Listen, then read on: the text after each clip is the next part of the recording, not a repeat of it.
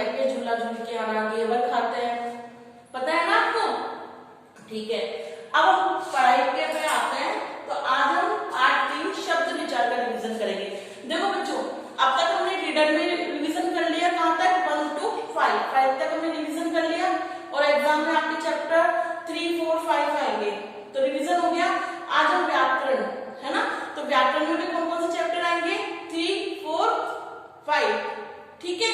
तो चैप्टर 3 का रिवीजन चल रहा है। शब्द विचार, शब्द विचार, शब्द क्या होता है? वर्णों के सार्थक मेल को शब्द कहते हैं, या निश्चित अर्थ प्रकट करने वाले वर्ण समूह को शब्द कहते हैं। आपको पता है इसके अंदर अपन कौन से वाले क्वेश्चन देखते हैं? टिक द करेक्ट वाले। अब जब मैं आपको यही समझाती हूँ, मैं आपको इसी में 10 क्वेश्चन बना दूंगी। पहला क्वेश्चन हो गया कि वर्णों के सार्थक मेल को क्या कहते हैं, या निश्चित अर्थ प्रकट करने वाले समूह को क्या कहते हैं। जैसे निश्चित अर्थ, एक होता है कमल, तो ये वर्णों का समूह हो गया, वर्णों का समूह हो गया, और अर्थ दे रहे हैं हमको, तो निश्चित अर्थ प्रकट करने वाले समूह को, वर्ण समूह को शब्द कहते हैं।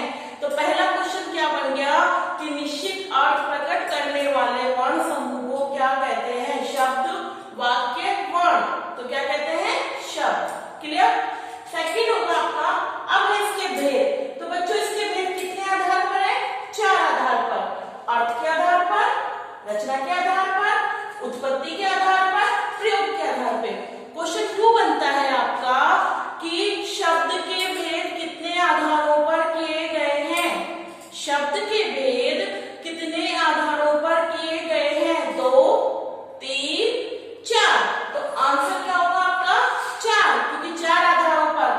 कौन कौन से? अर्थ के आधार पर, उत्पत्ति के आधार पर, रचना के आधार पर, प्रयोग के आधार पर। तो शब्द कितने प्रकार के होते हैं? 4 प्रकार के। अर्थ के आधार पर, उत्पत्ति के आधार पर, रचना के आधार पर, और प्रयोग के आधार पे। 2 क्वेश्चन क्लियर हो गए। अब पढ़ेंगे हम अर्थ के आधार पर। अर्थ के आधार पर जो शब्द 4 प्रकार के होते हैं, देखो जो हिंदी भाषा है उसमें सार्थक और निरर्थक दोनों शब्दों का ही प्रयोग होता है। सार्थक शब्द क्या होते हैं? वे शब्द जो सार्थक यानी कि सही अर्थ लाते हैं, निरर्थक जिनका कोई अर्थ नहीं होता। जैसे अपन कई बार नहीं बोलते कि अरे चाय वाय लाना, चाय वाय, तो चाय तो क्या है अपना? सार्थक शब्द है, ठीक है। और निरर्थक क्या, वो वाय क्या हो गया? निरर्थक शब्द, ठीक है। तो हिंदी भाषा में केवल सार्थक शब्दों का ही प्रयोग अधिक होता है। क्लियर? अब अर्थ के आधार पे, अच्छा बच्चों अर्थ के आधार पे कितने प्रकार के होंगे? 4 प्रकार के। एकार्थी, अनेकार्थी, पर्यायवाची, विलोम। एक क्वेश्चन ये बन गया कि अर्थ के आधार पर शब्द के कितने भेद होते हैं? अर्थ के आधार पर शब्द के कितने भेद होते हैं? 4। कितने होते हैं? 4। सबसे पहले एकार्थी। बच्चों एकार्थी क्या होता है? जिन शब्दों का एक ही अर्थ निकलता है, जिन शब्दों का एक ही अर्थ निकलता है उन्हें एकार्थी शब्द कहते हैं। क्लियर? अब है अनेकार्थी। अनेकार्थी क्या होता है? जिन शब्दों का एक से अधिक अर्थ निकलता है, जिन शब्दों का अनेकार्थी, अनेक अर्थ वाला, ठीक है।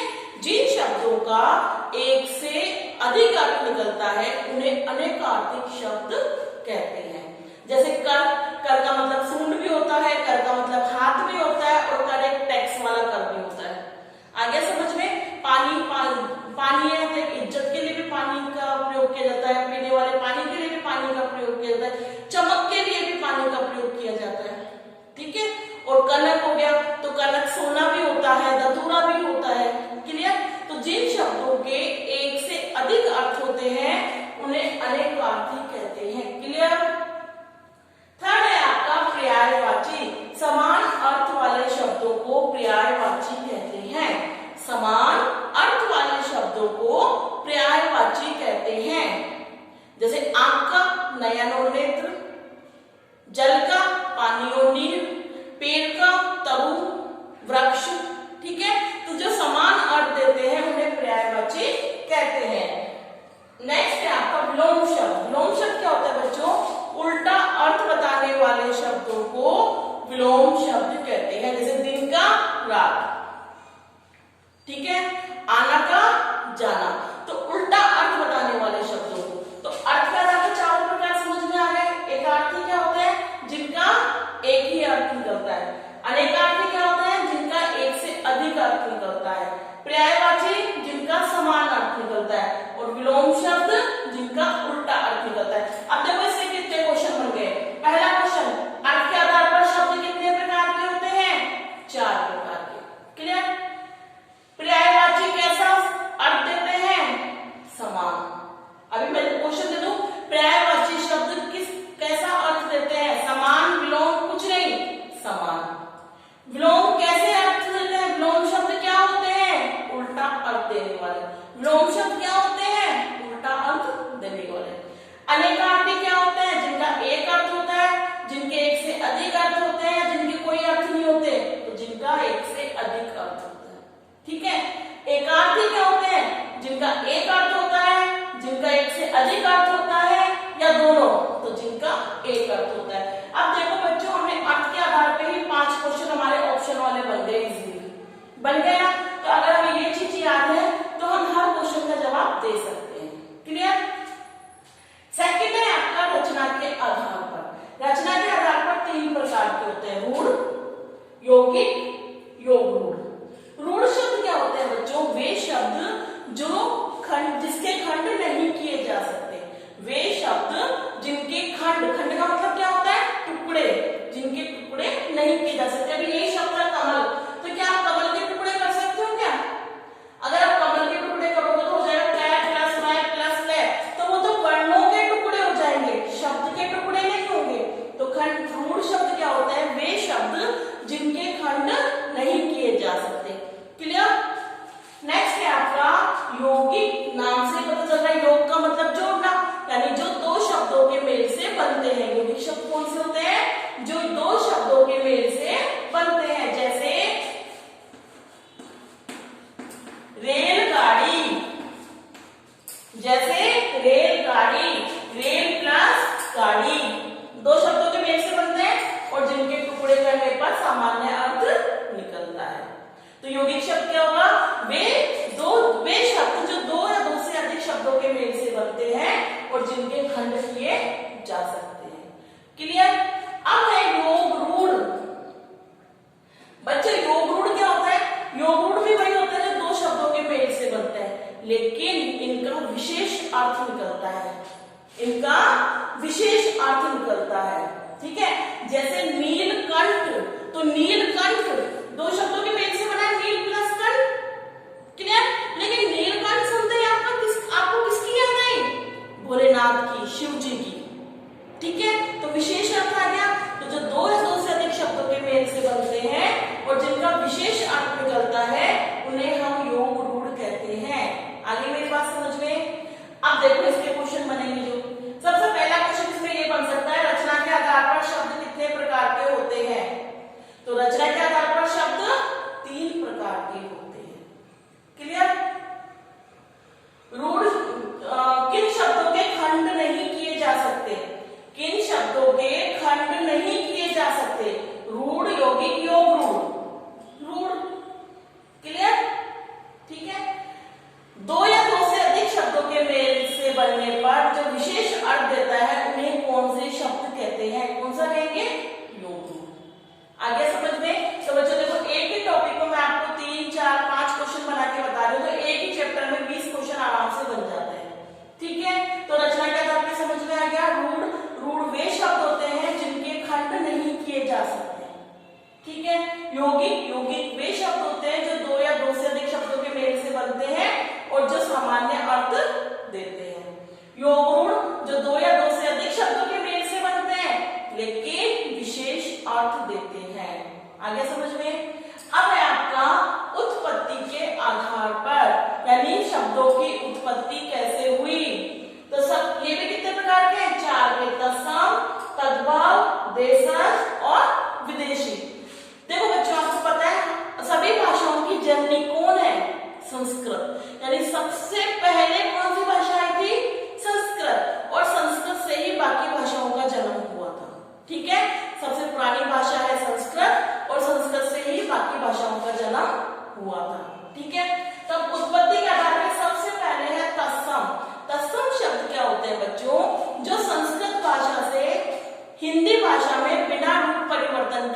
प्रयोग में लाए जाते हैं, जो संस्कृत भाषा से हिंदी भाषा में बिना किसी परिवर्तन के प्रयोग में लाए जाते हैं। जैसे दंत,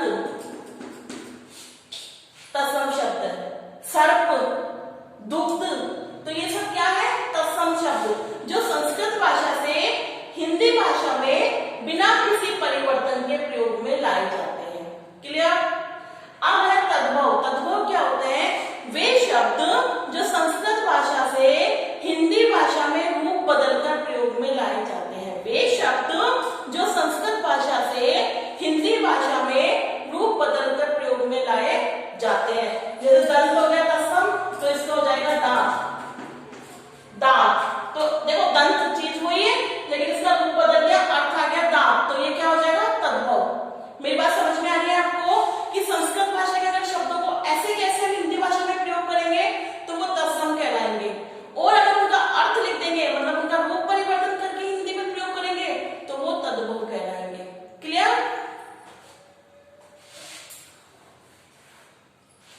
अब है देशज। देशज मतलब जो अपने क्षेत्र में बोले जाने वाले शब्द, लौकी हो गया, झाड़ू हो गया, अपने क्षेत्र में बोले जाने वाले शब्द।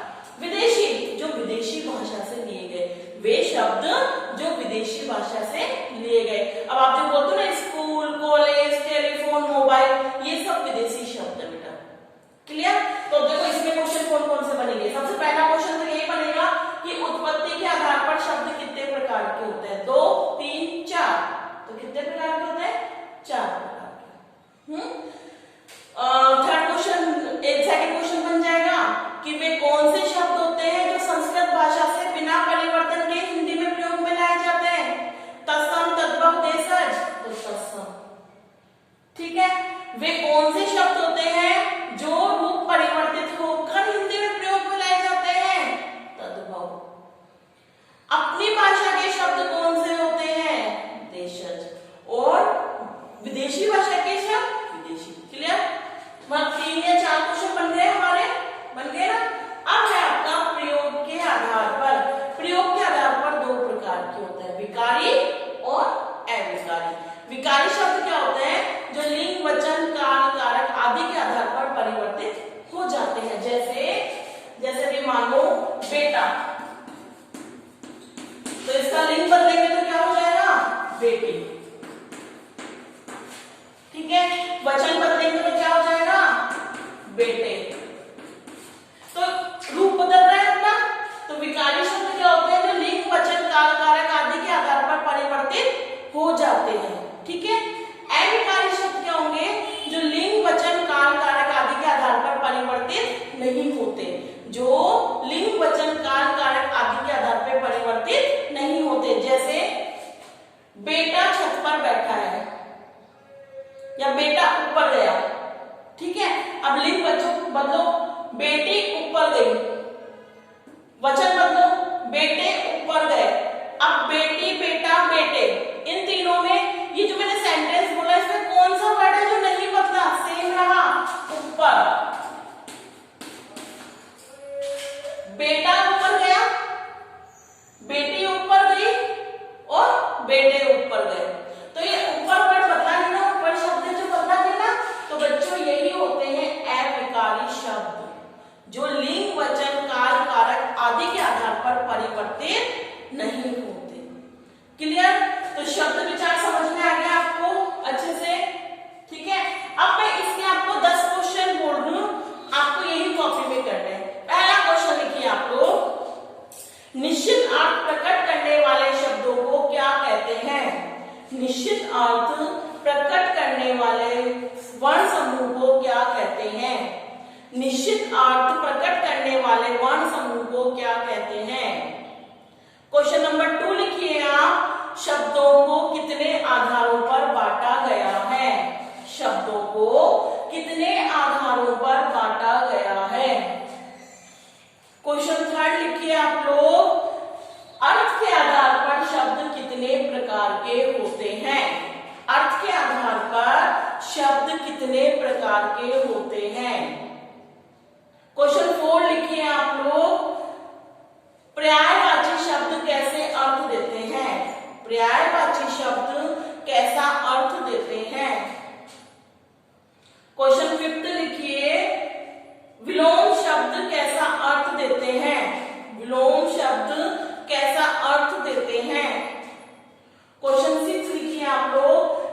के आधार पर शब्द कितने प्रकार के होते हैं?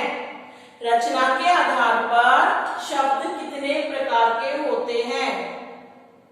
क्वेश्चन 6 लिखिए, जिन शब्दों के खंड नहीं किए जा सकते उन्हें क्या कहते हैं? जिन शब्दों के खंड नहीं किए जा सकते उन्हें क्या कहते हैं? क्या कहते हैं?